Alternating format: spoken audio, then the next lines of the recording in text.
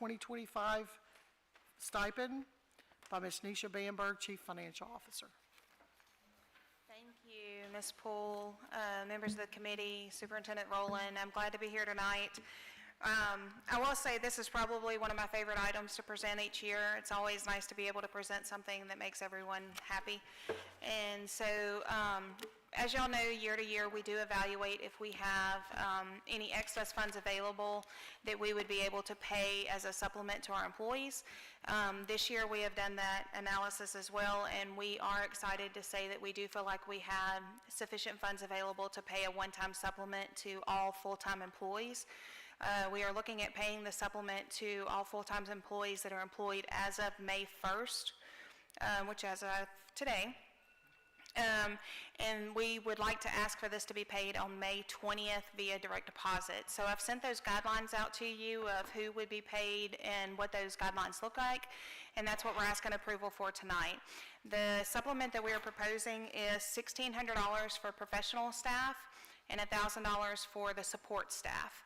And in total, that's going to be just over $5 million in cost, but we do feel that we have those funds available.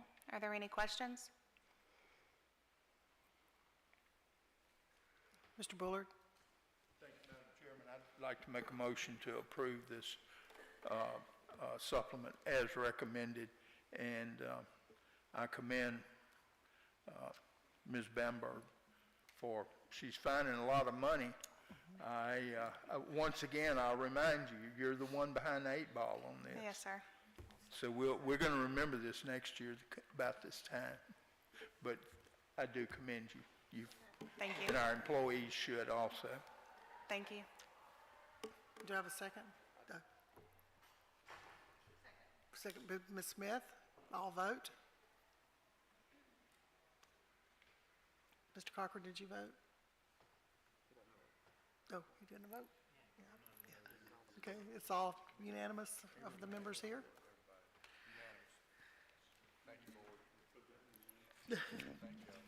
All right, the motion passes out of committee. Discussion only, the February 2025 financials presented by Ms. Nisha Bamberg, Chief Financial Officer. Thank you, Ms. Poole.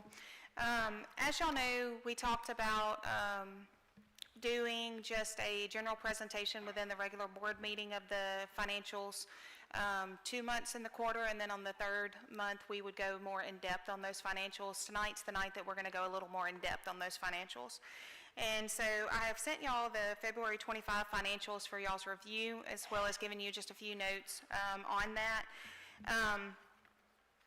I wanted to go through those. I've also given y'all our hard copy tonight to have for your review. As you see, the revenues are the first section on that. Again, don't get surprised that they are negatives. That's an accounting thing. That's how we present them. They have a credit balance. And so a negative on revenue is a good thing. And so in total, revenues are looking on target. Those first couple of revenues listed on page 1 are our ad valorem revenues. I can tell you that ad valorem is coming in on target of what we had budgeted. It is up from the prior year, and it does look like it's trending with what we had budgeted on for those budgeted numbers. So ad valorem's looking good.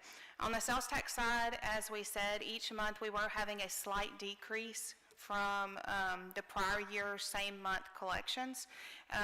We are seeing that slow down and starting to trend the other direction. For this particular month, we were about $23,000 up from where we were for the same month in the prior year. So we are starting to see it levelize as far as that decline in sales tax, which is good because we had budgeted a 10% reduction in sales tax, and we are seeing the revenues starting to slow down and see it come in higher than expected when we built the original budget. You'll also see in that top section interest on investments. As we discussed last month, that's coming in well above what we originally expected. We've already collected more than we had budgeted for the entire year. So to date, we have collected $2.6 million in interest earnings, and we had $1.7 budgeted. So interest is doing very good this year with the diversified investments that we've put into place. The other large line item in those local revenues that you'll see is the Medicaid reimbursements. You'll see a large increase there. Medicaid had gotten behind on those reimbursements, and so they have caught up on those, and that's why we're seeing that large increase this year. We're not seeing a large increase in our yearly claims. It's just Medicaid paid multiple years within this fiscal year, and so that's why we are seeing that increase. The next section is the state revenues. This is primarily going to be our MFP funding. And then the other restricted revenue is some money for the state supplement, which that revenue is within the MFP as well. So that'll be why you see a little difference there. But MFP, we did get our mid-year adjustment on MFP. It did go up slightly for this year, so we're glad about that we didn't see a decline in MFP for the current fiscal year. And then the next section is our federal revenues, which are on track with where we expect them to be. On the next page, those are going to be our transfers in, either of indirect cost or ad valorem taxes and sales taxes. And again, those are on target, and we've already discussed those trends. Any question on the revenue side in the general fund?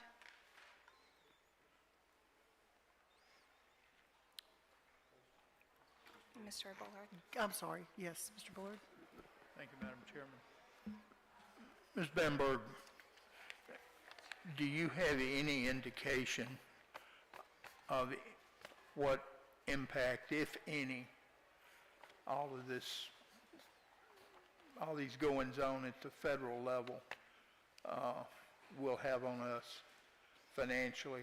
And I know you've referred to, or you have a couple of things here under your federal revenue items, but I'm thinking more in terms of our student meals, because I know that's a major factor there. And then, of course, we have our very special ed programs. Are you seeing any impact, or do you We're not yet. foresee any? We are hearing about changes. We're not hearing about changes in funding yet. So currently, we're not, we don't have any expectation of a change in the funding. We're starting to see changes in administration and how those may be administered, but we're not seeing current changes in the funding of those. I know for the year that we're in, we're not seeing anything. We have asked those questions. We are keeping up to date with the Department of Ed, the State Department of Ed, for additional guidance, and currently we don't have any estimated impacts of those on our funding. So right now, if I hear you correctly, no need for great concern. Just be mindful and aware and continue Yes, sir. to monitor. Yes, sir. Thank you very much. Thank you, Madam Chairman. Madam Chairman, one thing that we are monitoring, there's a bill in the House that is, that's talking about student mental health awareness and mental health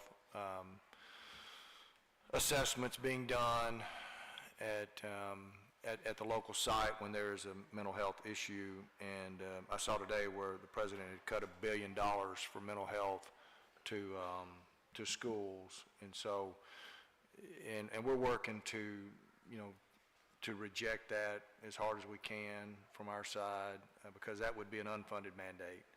And there's not any dollars with it. It's just more stuff that's being piled onto the public school, it looks like, than what's reasonable for us to try to do. So we have services that are out there that provide that already, and so for us to do it at school would be just another unfunded mandate. Thank you, Ms. Poole. Thank you. Any other questions? Now, on the grant side, I do know that there are one or two competitive grants that we got last year that were a large help to us that we don't have this year. So we're currently trying to figure out those. But we know those are year to year competing for those grants. So we're working around that piece as well. Any other questions? Thank you, Okay. Ms. Bamberg. The next section is the expenses, just kind of going through those. On page 11, you'll see the current monthly total revenues and total expenses for the general fund. As you can see, the general fund is up for the current month, where revenues exceed expenses. Keep in mind, though, that the ad valorem for the year is primarily collected in January and February. These are the February financials, so you've got a large dump of revenue in those 2 months that we make last for 12 months. So we have to keep that in mind, that it's a large dump, which is why that's going to look higher than normal for those months. The next sections are going to be like the scholarship fund, the insurance reserve fund, and those. On page 14, you're going to see the start of the state grants. These are going to be our cost reimbursement grants primarily, but those are going to be our state grants. And then on page 24 is going to start our federal grants. Majority of those, again, are cost reimbursement, no major concern there. On page 45, though, this is our child nutrition program that Mr. Bullard referred to. As y'all know, we had a deficit in the prior year, and so we are trying to work through that this year. That starts on page 45. On page 46, you'll see where they are in the current month. As y'all know, at the beginning of the year, they were showing a profit. We are starting to hit the point now that they are showing a slight loss for the year. We do expect that to turn around with that summer feeding program that we started last year. That is actually a very profitable program, as well as very beneficial for the community. And so we are monitoring very closely the child nutrition program to make sure that we keep a handle on the profit and loss within that fund, and we do feel like we're on track currently. Page 47 and 48, those are going to be our sales tax and salary and insurance funds. And then page 56, this is going to be our group insurance fund. As of the month of February, there is a slight profit in the group insurance fund. And so that is a very good thing to see at the moment.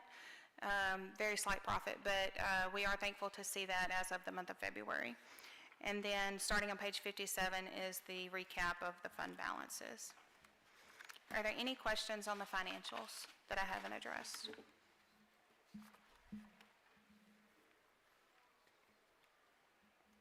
Okay, if there's no questions, thank you, Ms. Bamberg. Thank you, Ms. Poole. Good explanations, thank you. Appreciate you always being available for our questions. Thank you. Yes, ma'am. All right, this closes the Finance Committee if there's no other comments or questions.